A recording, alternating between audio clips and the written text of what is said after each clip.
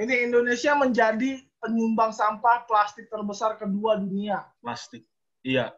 Oke, menurut lu Iya. gimana nih sebagai anak muda ketika melihat berita ini, membaca berita ini tahun 2016 loh. Jarang ya. Iya makanya. Biasanya penyendiri ya Iya kalau makanya. ilmuwan itu ya. Pesan lu bro buat ini, buat lu kan kakak layan nih sebagai guru sekolah minggu di gereja, bagaimana kemudian lu mendidik anak-anak kecil untuk peduli terhadap lingkungan. Mungkin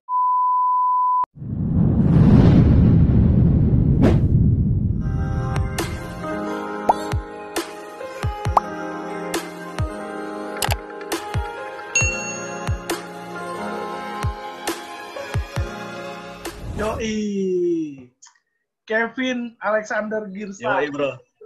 Anjay. Apara. Apara, yoi. Moras pra. Menjua-jua. Maju-maju. Mantan anak teologi pindah ke Universitas Brawijaya ngambil jurusan teknik kimia. Gila. Saking pinternya otak lu bro, masuk STT itu susah loh. Tesnya susah loh.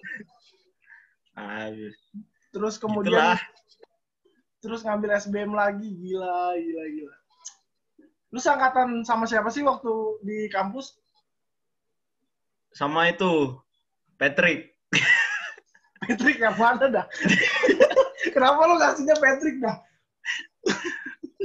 Patrick sama Patricia ya, Patricia, terus Dandi Kuganda. Oh, Dandi Kuganda. Iya, Dandi Kuganda juga pintar tuh orangnya. Cerdas dia. Ya, Lekpol lagi. Lekpol. Iya. Mantap ya. Tuh Lekpol. Oke. Hari ini kan kemarin gue ngechat lu untuk kita pengen ngobrol sesuatu yang bisa mengedukasi, lalu kemudian lu memberikan ide bagaimana anak muda peduli terhadap lingkungan. Dan ini juga menarik karena dalam pembulatan studi teologi gue beberapa tahun yang lalu, gue juga fokus soal lingkungan seperti itu. Gue pakai pemikiran Donald Messer untuk membedah kejadian 1 ayat 28 seperti itu. Donald apa? Donald Trump. Donald Messer, Pak. Donald Messer. Oh. Aduh, bahaya nih. Donald Trump bukan teolog, Pak. Iya, ngeri banget. Oh, siap. Buset. Lain gue penggemar Trump. Jadi kayak gitu latar belakangnya, dan gue bilang, oh oke lah kalau kita bicara soal alam untuk anak muda. Tapi sebelum kita jauh ke sana, by the way lu suka naik gunung kan? Gue lihat dari Instagram lu, gue kemarin stok dari Instagram lu.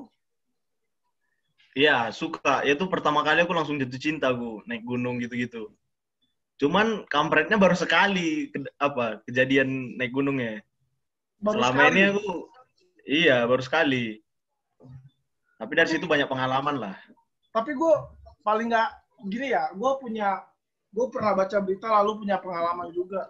Orang naik gunung tuh kampret, maksud gue mereka ngaku cinta alam, tapi mereka buang sampah gitu loh, sembarangan. Lu sebagai orang yang naik gunung gimana? Lu pernah perhatiin itu nggak, habit itu nggak? Buang sampah sembarangan ketika naik gunung kayak gitu. Ya itu pertama kali juga aku udah lihat itu gimana kenyataannya orang naik gunung yang ditinggalin sampah di gunung itu. Iya kan, kampret ya. Terus ngakunya cinta alam lagi kan, kampret ya. Gue kayak apaan sih cinta alam gitu. Ya, makanya ada lagu apa itu? Lagu yang sempat viral itu. Apa namanya itu? Yang udahlah, itulah nantilah bisa kita cari. Nah, lalu kemudian gue mau sharing nih. Gue mau share screen sama lu tentang satu berita yang kemarin gue baca. Ini berita tahun 2016 sih. Perlu gue share screen. Tentang sampah ya? Nah, ini Indonesia menjadi penyumbang sampah plastik terbesar kedua dunia. Plastik. Iya. Oke, menurut lu gimana nih sebagai anak muda ketika melihat berita ini, membaca berita ini tahun 2016 loh. 2016 ya? Mungkin sekarang udah berubah lagi tuh datanya. Entah kita nomor 1, aku nggak tahu juga. Iya.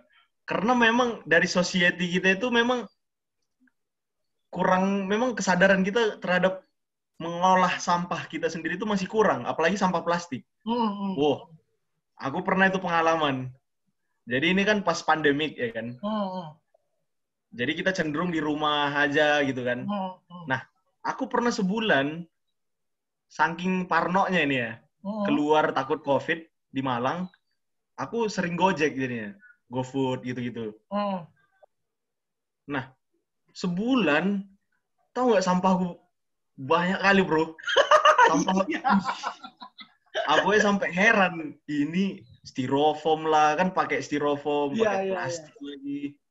Terus minuman-minuman itu juga yang pakai gelas-gelas styrofoam. Terus, aduh, pokoknya kaget lah aku di situ. Itu betul-betul pencerahan lah sama aku.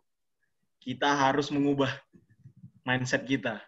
Harus mengubah cara hidup kita, bro. Tapi bagaimana cara mengubah mindset itu? Karena kan sudah tertanam nih bahwa kita kemana-mana, misalnya nggak usah jauh-jauh deh. Kayak misalnya gue kan ngewarung juga ya, gue punya warung sembako ya. Beli Indomie satu aja minta plastik, bro. Lu bayangin gue sampai berdebat sama pembelinya, gue bilang, ya masa satu doang pakai plastik, Bu, gitu kan. Terus dia bilang bahwa kan malu ditenteng, nggak enak dilihat tetangga. Alasannya kan nggak logik gitu. Gimana caranya gitu kan? Paham. Itulah mindset kita. Malu. Padahal kalau kita nggak malu aja itu udah benar gitu loh. Maksudnya kita nenteng aja, masa malu nenteng ya kan? Iya, makanya. Itu udah penyimpangan banget itu sebetulnya. Di mindset publik secara universal ya. Kita lihat aja di Jerman itu, Jerman itu paling bagus loh mengolah sampahnya. Mereka punya 7, ini ya, aku tunjukkan apanya. Oke. Tunjukin, nih. Gimana share screen-nya nih? Share screen nih. Nih, di Jerman. Itulah cara mengolah sampahnya. Ada 7 bin. 6 ya? 6 bin. 6 bin. Yang biru untuk kertas, cardboard, gitu. Terus yang hijau untuk gelas. Yang yellow untuk plastik dan metal. Nah, dan sebagainya. Kita lihat. Sebetulnya kita jauh tertinggal, men, dari dari peradaban yang sekarang sedang berkembang gitu loh. Iya sih. Kenapa ini kita menarik? Kenapa kita nggak membuat kebiasaan kita yang istilahnya out of the box gitu loh. Misalnya nih ya, aku semenjak aku sadar konsumsi plastikku banyak kali, aku udah mulai kalau ke pasar bawa goodie bag sendiri. Misalnya kalau mau beli tahu, bawa Tupperware yang bisa menampung tahu. Kalau misalnya sayur-sayuran juga, sayur-sayuran ada Tupperware-nya sendiri. Pada akhirnya memang kembali ke diri kita sendiri. Gimana kita bisa memutar otak kita supaya kita mengkonsumsi plastik itu minim gitu loh. Oke, ini menarik sebetulnya. Gue pengen tunjukin sama lu satu berita dari Tirto ID tentang sampah plastik itu bisa diolah bumi itu berapa tahun sekali seperti itu. Oh iya. Nih, kita lihat dari Tirto ID. Sampah plastik. Plastik mendominasi jenis sampah di masyarakat, mulai dari kantong plastik, gelas plastik, sedotan plastik, dan lainnya. Plastik terbuat dari minyak bumi. Lalu kemudian Tirto mengutip The Balance, melansir 1,6 juta minyak diperlukan untuk membuat botol plastik setiap tahunnya. Nah, barang-barang plastik dapat terurai di tanah tuh 1000 tahun 1000 lamanya. Tahun, men. Lu bayangin dong 1000 tahun. Nah, iya nggak sih? 1000 tahun sedangkan kantong plastik 10 hingga 1000 tahun itu kan, kantong plastik itu bisa sampai 10 hingga 1000 tahun. Botol plastik dapat terurai di alam sekitar 450 tahun. Untuk saat ini plastik merupakan sampah yang paling lama terurai. Bayangin nggak sih? Semakin mengerikannya bumi kita ini gitu loh. Plastiknya numpuk gitu loh. Setelah dibuat, dia nggak bisa terurai. Nah iya makanya. Itulah kampretnya plastik ini. Nah itu dia makanya. Terus terus kemudian sampah begini kan numpuk ya, orang buang di kali, orang buang di mana-mana sungai kayak gitu kan, akhirnya begitu banjir nyalahin pemerintah misalnya kayak gitu kan. Iya. Sementara masyarakat sendiri nggak punya kesadaran untuk itu misalnya kayak gitu kan. Iya. Iya. Nah, lu sebagai anak muda nih, bagaimana lu menjaga agar diri lu tidak menggunakan sampah plastik secara minim, maksudnya secara berlebihan kayak gitu. Oh, gitu ya.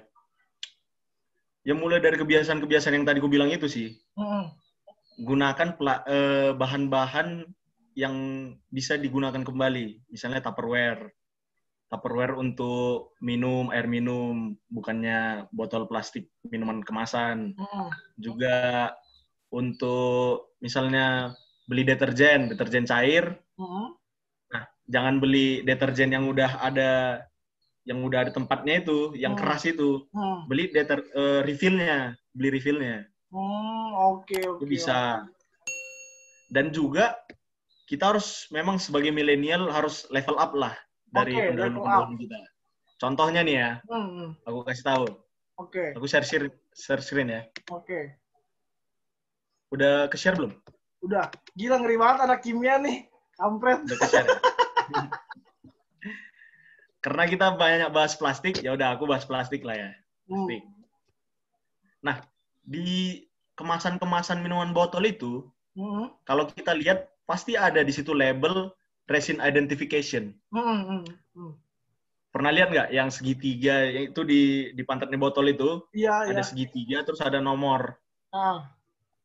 Nah, itu membantu banget bagi kita untuk mengidentifikasi jenis sampah kita ini bisa tergolong apa. Nah, inilah contohnya kan. Kalau resin identification nomor 1, polietilen. Polietilen tereptalat. Itu botol-botol air minum kayak botol Sprite, botol Aqua gitu. Nah, yang kedua HDPE, high density polyethylene. Nah, itu kemasan atau botol-botol untuk deterjen. Jadi bahannya berbeda. Terus ada polyvinyl chloride, itu pipa PVC. Terus ini low density polyethylene. Itulah plastik kresek. Oke. Dan 5 polipropilen, itulah Tupperware yang kita gunakan. Yang ke-6 polistiren. Polistiren itu styrofoam. Styrofoam. Itu nomor 6. Ada sih nomor 7, itu tergolong bahan-bahan karbon polikarbonat. Polikarbonat itu berbahaya. Dulu itu sering untuk dipakai alat-alat untuk dodot bayi gitu. Oke. Dan belakangan tahu bahwa bahan itu berbahaya untuk pertumbuh kembangan bayi. Bisa memicu obesitas, bisa juga merusak sistem kerja otak.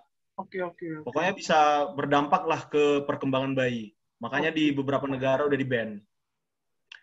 Nah, dari sini sebetulnya kita bisa dapat ide, bro. Misalnya Jerman tadi kan, mereka memilah sampahnya jadi 6. Gimana kalau kita spesifik ke plastik aja? Plastik itu kita olah atau kita pisahkan menjadi 6 ini. 1, 2, 3, 4, 5, 6. PET, HDPE, polivinil, pokoknya itulah. Nah, itu sangat membantu bagi orang-orang yang mengolah di tempat pembuangan sementara itu. Mereka mau mengolahnya kembali. Soalnya, kalau misalnya ini dicampur semua, bakal susah ngolahnya, bro. Bakal susah. Makanya biasanya kalau proses recycle plastik itu biasanya dibilang downgrading. Downgrading. Jadi karena udah bercampur, jadi dia kualitasnya lebih buruk.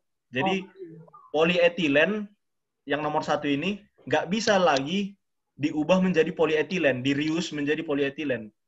Setidaknya dia menjadi low density polyethylene di nomor 4 ini, plastik kresek. Dan biasanya ketika di-recycle, dia menjadi dari polyethylene, terephthalate, menjadi low density polyethylene. Plastik kresek ini biasanya gagal untuk diolah lagi menjadi plastik kresek. Karena udah bercampur sama ketidakmurnian lainnya. Makanya itu berakhir di laut, ya apa gitu. Oke. Berarti sebetulnya bro, kalau misalnya kita pisahkan sampah-sampahnya, maksudnya kalau yang satu khusus yang satu itu mungkin bisa diolah lagi kan gitu loh. Menjadi botol plastik lagi kan gitu loh. Dan bisa kalau misalnya kita betul-betul mengolah menumpuknya ke satu tumpukan yang sama gitu loh. Oke. Tapi kan di Indonesia kan gini bro, pemisahan sampahnya hanya sekedar sampah kering sama sampah basah gitu loh, tidak organik dan non organik. Iya, karena tidak secara spesifik yang tadi lu jelaskan gitu loh. Makanya kita masih bingung, dan tadi yang lu jelaskan bahwa ketika dicampur maka akan kualitinya tuh akan jelek gitu loh. Betul. Oke. Jadi ada sih beberapa perusahaan yang udah mencoba untuk mengolah sampah itu menjadi apa? Lebih murni lagi. Contohnya? Mana ya? PT Polindo. PT Polindo Utama. Lu boleh share Dia screen bisa nggak? berhasil. Oh ya, oke.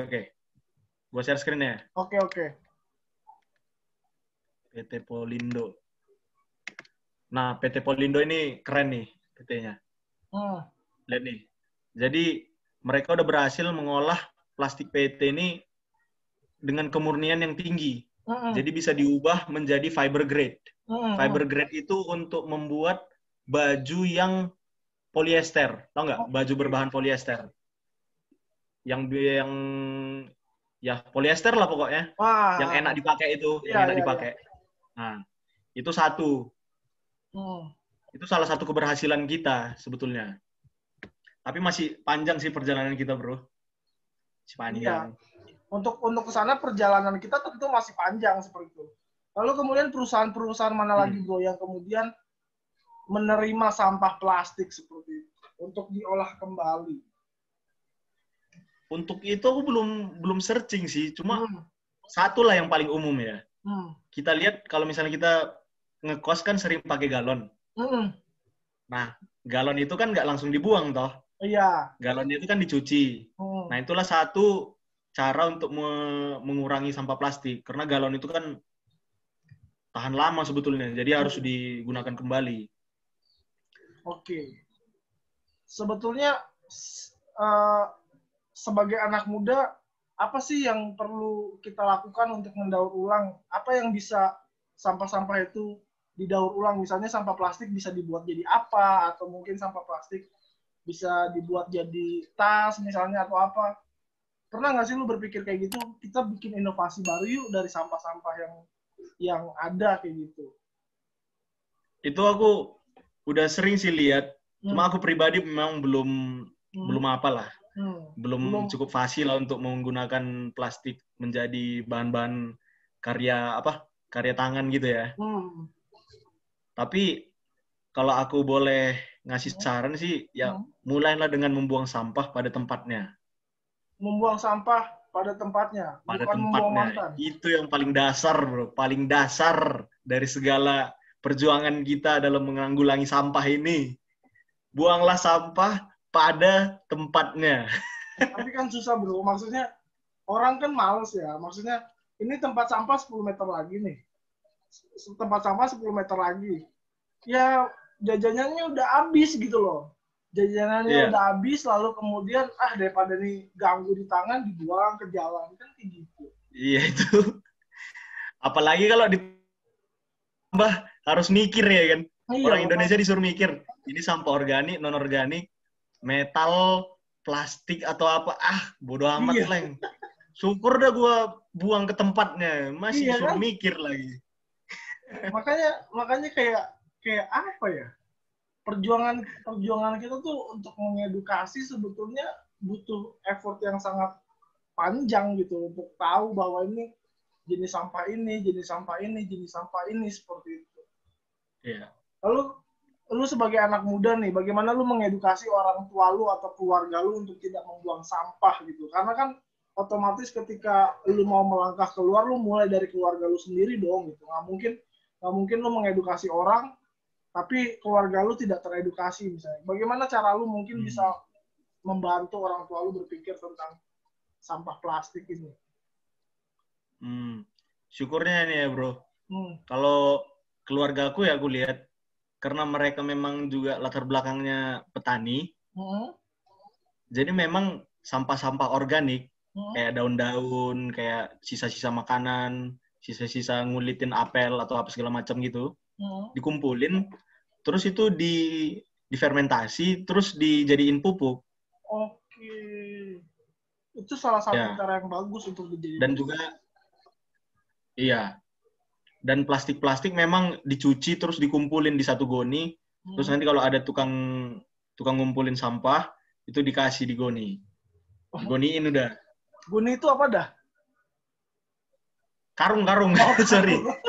Gue agak bingung nih, goni itu apa gitu. Sorry. Siantar punya.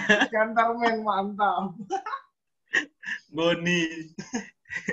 Lalu kemudian di tingkat kampus, apa yang kemudian bisa dilakukan oleh kampus misalnya untuk menanggulangi sampah ini? Secara khusus sampah plastik, kayak gitu. Menurut lu? Kalau di kampus? Iya, kalau di kampus. Kami sebagai mahasiswa teknik kimia atau kami sebagai masyarakat kampus? Boleh sebagai teknik kimia gimana caranya, karena kan teknik kimia pasti lebih spesifik, lebih umum juga nggak apa-apa. Ya. Kalau sebagai masyarakat kampus lah dulu ya. Kalau sebagai masyarakat kampus memang belum terlalu apa sih kalau kami, belum terlalu gencar mengkampanyekan pembatasan penggunaan plastik. Jadi tapi baru-baru ini memang di kampus kami udah nge-ban minuman-minuman kemasan yang ada plastiknya, botol plastik. Jadi memang harus bawa bontot. Canter kali, men. Harus bawa botol minum sendiri. Nah, kalau teknik kimia itu bisa untuk skripsinya, misalnya bikin skripsi tentang bioplastik yang bisa diuraikan oleh mikroba di tanah. Juga bikin apalah ya? Ya sih, bioplastik aja sih untuk sekarang. Juga untuk membuat startup membuat pupuk kompos. Jadi di rumah kita bisa menggunakan sisa-sisa makanan itu, dipisahin dari yang anorganik, bisa untuk jadi kompos. Gitu. Oke. Bro, lu kan orang kimia nih, bro. Maksudnya, kalau ngebakar sampah plastik itu berbahaya buat bumi nggak? Oh iya, bro, berbahaya. Kenapa tuh? Jadi kan tadi udah kita lihat, ada kandungan plastik itu yang ada unsur klorin. Jadi ketika plastik itu dibakar, dia bukan CO2 aja. Jauh lebih banyak dari kita membakar membakar kayu misalnya. Plastik itu udah bahan kimia. Jadi kalau dibakar, bahan kimia yang volatil, yang mudah menguap, ya menguap. Dan kalau itu terhirup, lebih bisa menyebabkan kanker daripada menghirup asap asap bakaran hutan kayu. Misalnya. Kayu, ya. Berbahaya, bro. Tapi untuk lapisan bumi sendiri, apakah lapisan ozon kemudian akan rusak juga kah ketika kita bakar sampah plastik? Ya, itu ya karena semua sih. Jadi yang membuat ozon terkikis itu kan gara-gara ada radikal bebas yang bereaksi dengan ozon. Jadi ozonnya itu dideketin sama unsur bebas itu, radikal itu. Ozonnya lebih suka sama unsur itu. Jadi dia terkikis. Ozonnya pergi, dia ninggalin teman-temannya. Oke. Gitu, jadi bolong lah ozon itu. Kanker kulit lah ya kan. Oke, kegunaan ozon dalam bumi itu apa sih? Karena kan gue orang teologi nih, gue nggak ngerti apapun tentang yang kayak gini-gini gitu kan. Lapisan ozon itu buat bumi itu gunanya apa sih? Sehingga kalau lapisan ozonnya bolong, katanya berbahaya, makanya gue nggak tahu nih. Oh ya, jadi matahari itu penghasil sinar kan, penghasil cahaya. Nah, kalau di fisika itu ada banyak jenis cahaya, mulai dari yang nggak kelihatan sampai yang kelihatan sampai nggak kelihatan lagi. Gelombang, cahaya itu kan gelombang. Nah, matahari menghasilkan nggak hanya Meiji Kuhibiniu. Oke. Jadi ada gelombang yang lebih kuat daripada Meiji Kuhibiniu yang nggak bisa kita lihat. Oke. Dan gelombang itu bisa, apa ya, gelombang itu bisa berdampak buruk bagi kesehatan manusia. Oke.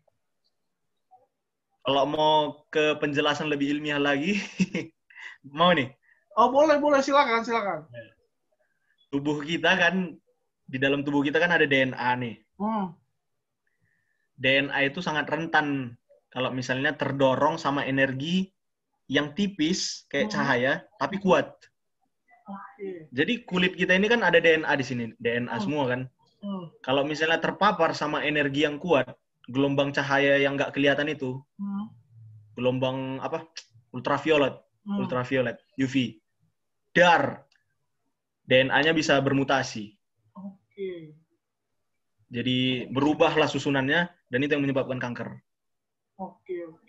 Gitu. Itu bahayanya, men.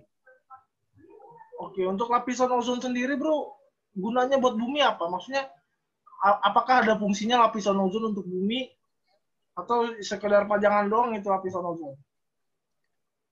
Ya, bukan hanya lapisan ozon sih. Atmosfer kita secara keseluruhan juga membantu kita untuk oksigen tetap di bumi gitu loh. Oke, berarti kita bernapas, udara nggak keluar gitu loh. Oke. Karena gue nggak ngerti nih, gue kan orang teologi, gue hanya tahu tentang khotbah, gue tahu tentang biblika, cuman gue nggak ngerti yang ternyata lapisan ozon itu bisa memurnikan oksigen untuk kita bernafas seperti itu. Ralat, bukan memurnikan oksigen, menjaga udara di bumi tetap di bumi, dan juga menjaga kita dari paparan sinar yang berbahaya dari matahari. Menjaga udara di bumi tetap di bumi, maksudnya gimana? Gue nggak ngerti nih. Kalau nggak ada atmosfer ya udara di bumi itu keluar, vakum semua. Jadi kita nggak bisa bernapas dong? Ya nggak bisa. Tapi itu nggak hanya ozon. Ngeri banget sih semua berarti. Lapisan. Apa? Ngeri banget berarti ya kalau kita tidak aware dalam hal itu ya. Nggak bisa ya bernapas. Meskipun apalah secara ilmiah nggak mungkin udara kita itu bisa keluar karena kan lapisan bumi memang lapisan atmosfer memang udah dirancang Tuhan sedemikian rupa supaya tahan lama. Gue demen nih orang sains ngomongin Tuhan, gue demen nih.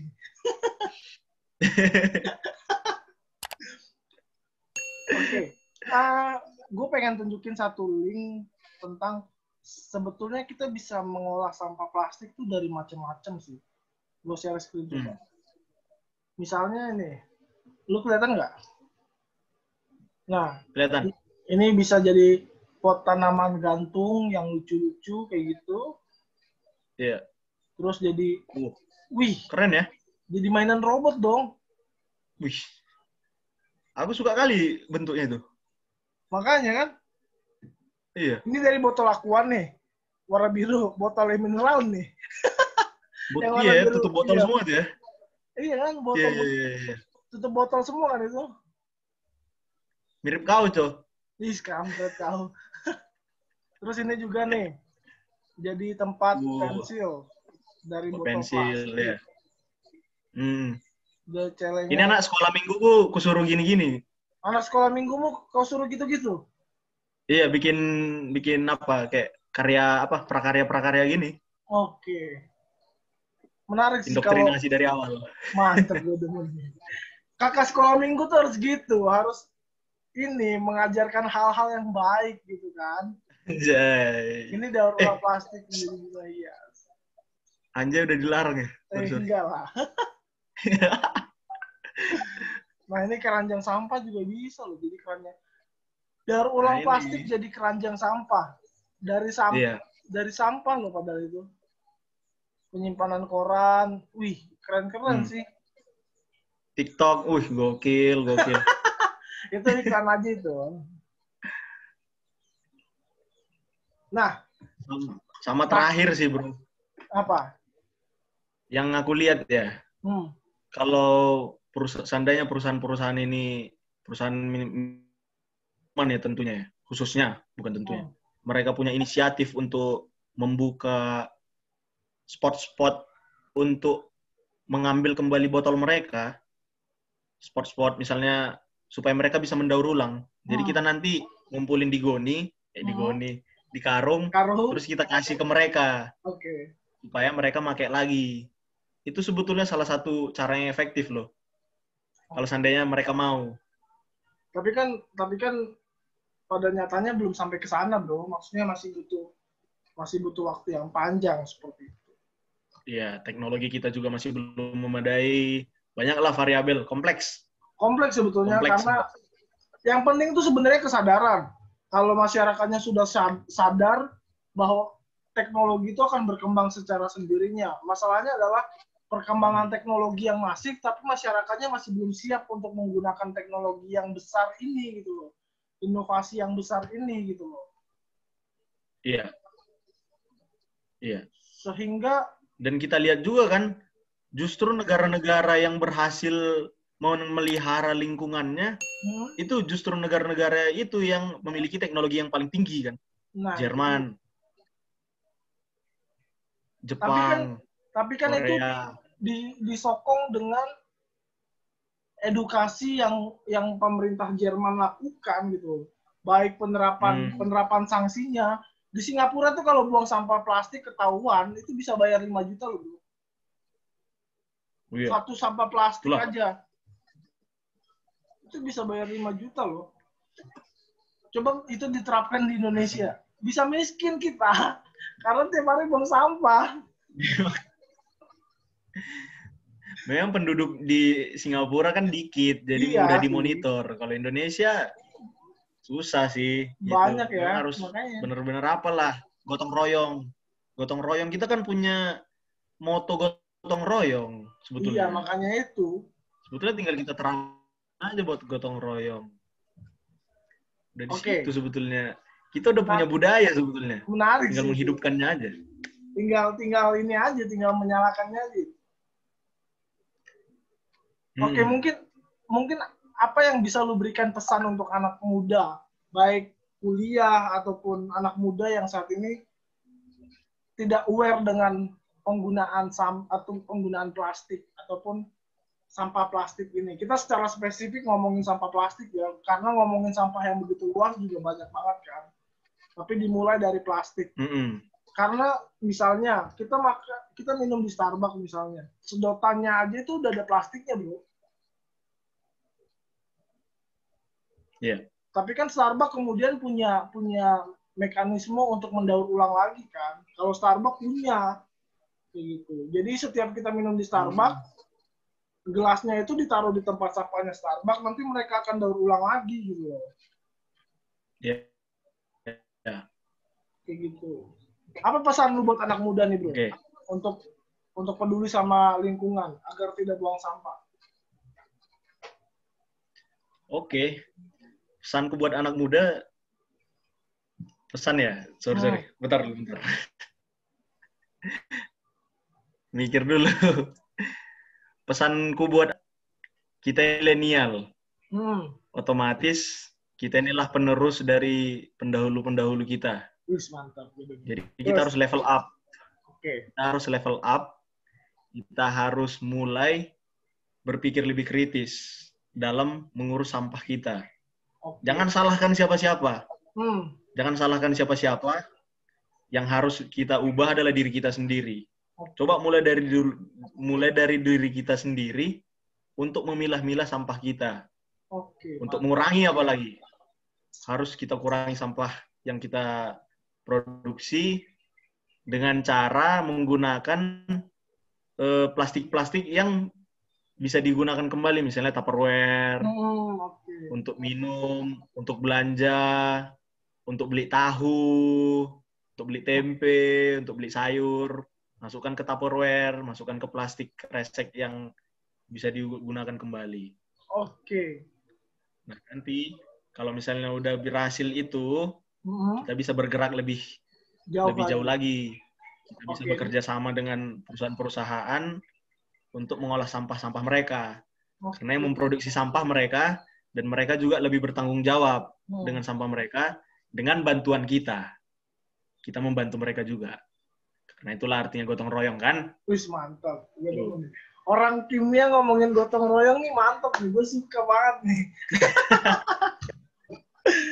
Jarang ya? Iya makanya. Biasanya penyendiri ya kalau iya, ilmuwan-ilmuwan itu ya. Pesan lu bro buat ini, buat lu kan kakak layan nih, sebagai guru sekolah minggu di gereja, bagaimana kemudian lu mendidik anak-anak kecil untuk peduli terhadap lingkungan. Mungkin lu bisa punya saran atau mungkin punya usul kepada kakak-kakak layan yang lain atau guru sekolah minggu yang lain misalnya untuk peduli terhadap lingkungan seperti itu. Mungkin dengan menghubungkan nats Alkitab ataupun khotbah yang akan diajarkan dengan cerita-cerita yang berbasis lingkungan. Oke. Dan juga menghubungkan cerita-cerita tersebut dengan kehidupan sehari-hari anak-anak. Oke. Supaya mereka juga lebih sadar dengan lingkungan, juga mau menjaga lingkungan dan disiplin dalam membuang sampah. Oke. Misalnya makan permen, langsung dibuang pada tempatnya. Gitu. Oke. Oke, kita sudah bicara banyak hal, bro. Thank you sudah mau discuss sama gue yang peduli juga terhadap penanggulangan sampah seperti itu. Sama-sama, gue izin stop recording ya. Oke.